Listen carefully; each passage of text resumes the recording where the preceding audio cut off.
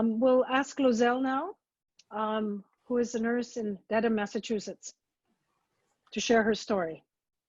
Good evening, and thank you to the Philippine Medical Association of New England for having me. My name is Lozel Solar Greenwood, and I am going to share my story about working in a long-term care chronic facility. So during the initial months, 2 months of this COVID pandemic, the statement that kept mulling in my mind was it was not a matter of if, but a matter of when this COVID would affect our community.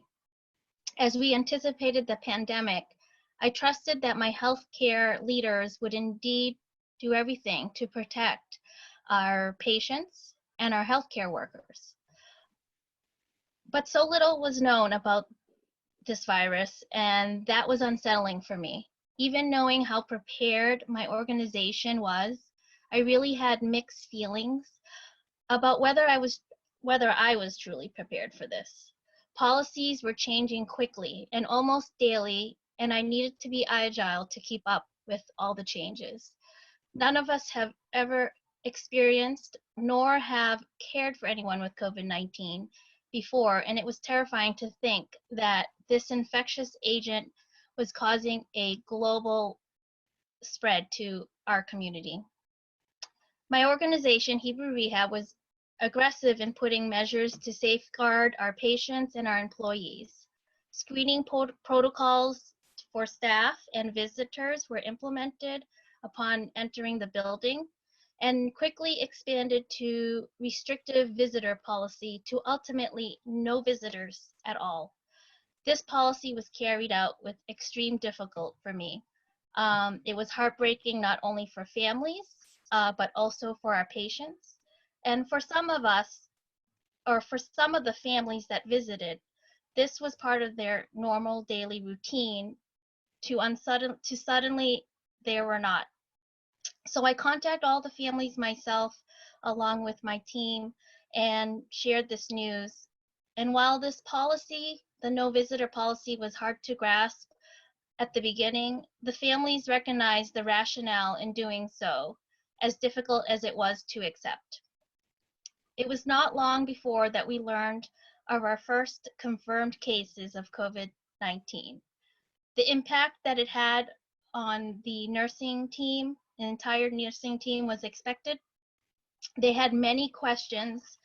I had prepared myself before I met with them and before speaking to them that I knew that I would be dealing with different degrees of anxiety and fear.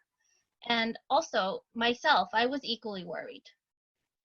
I asked them at the end of the meeting and to hope for the best and that we were in this together. And immediately my goals as a nurse manager was to ensure that the staff had my full support, to remind them that they were here to take care of our patients and that we are now their families during this pandemic.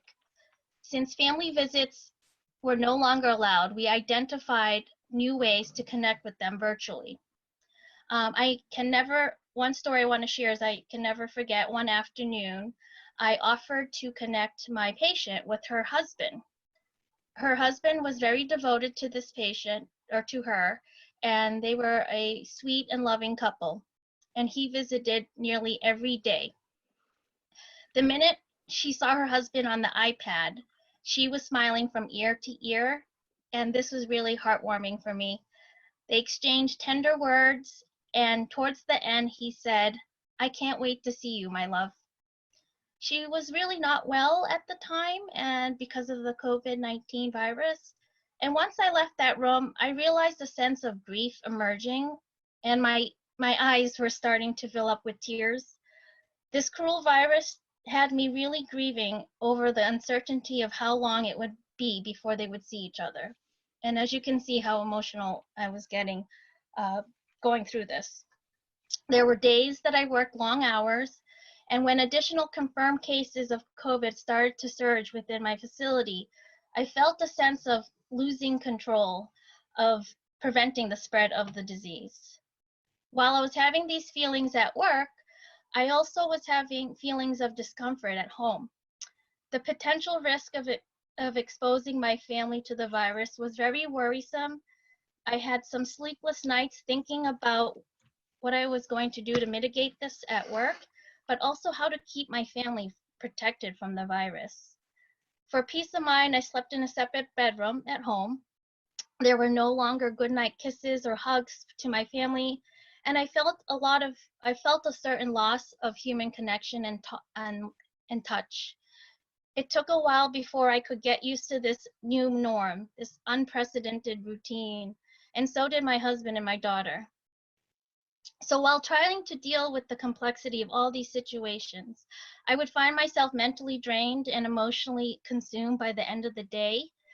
The past months have been very difficult, and while I have found ways to support my team through frequent encouragement, positive feedback, and frequent check-ins with all my staff members, I found ways.